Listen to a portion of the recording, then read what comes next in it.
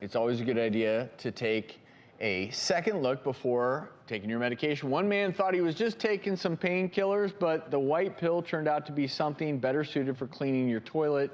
He swallowed a bleach tablet.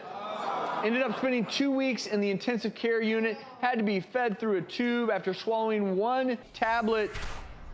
What this can have is so corrosive, and of course what happens is it can literally burn through your esophagus. He felt the burning sensation right away. Yeah. Try to get it out, but the problem with this, Drew, you're an ENT, once you swallow something like that, and whether it's liquid form, tablet form, it's too late. It's too late. That mucosal lining is so sensitive, and it's all about having the right pH, physiological pH. So if you swallow or drink anything that is too acidic, too alkaline, major damage to those cells, cytotoxic to the lining. And again, you just mentioned in the last subject, stricture. What happens? You injure, how does it heal? It heals with scarring. Your esophagus shrinks down, your airway can shrink down if you have a stricture there. Very difficult to treat. And another thing with these caustic substances is sometimes people will ingest them and not call poison control.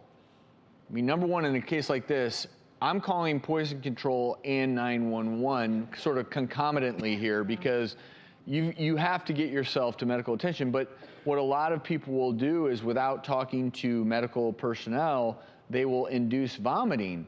Yeah. Well, all that does is it traverses one more time up through your esophagus. So you're continuing this cycle. And this is one of those, Drew, you've seen it too, where they'll come in, they end up intubated, and it can be an intensive care unit while you're just simply waiting for that tissue to heal slowly over time, because there's no antidotes. We think that there's an antidote to everything we swallow or accidentally take. With these corrosive substances, it's not like there's an antidote where, oh, you know what, just take this other pill and you're gonna be fine. But I do think that if you do, are you not, like in this case, the man immediately felt the burning, tried to take at least most of the pill out, but like you said, it was so alkaline and corrosive, it had already damaged the tissue.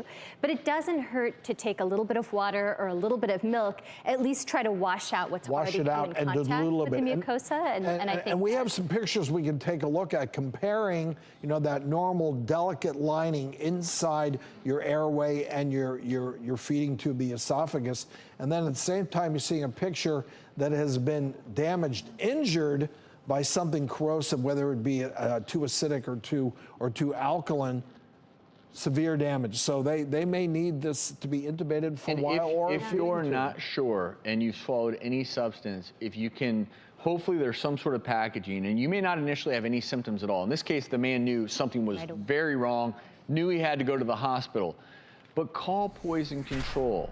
You see the number right before you right now, because what's amazing, and this gets back to emergency medicine, bizarre in the ER, we have an entire field of medicine within emergency medicine called toxicology. We have poison control centers. They are manned 24 hours a day. And so you can call and say, I accidentally just swallowed, or my kid accidentally just swallowed this. Do we need to worry? What do we do? Because sometimes the symptoms are delayed, and you have a window to get yourself help before the symptoms become to the point where they're life-threatening. So it's a wonderful, wonderful service, and maybe one of the best services we offer in medicine, and that is the availability of poison control centers 24/7. Shout out to all of you that work at poison control centers. I've seen them save so many people's lives.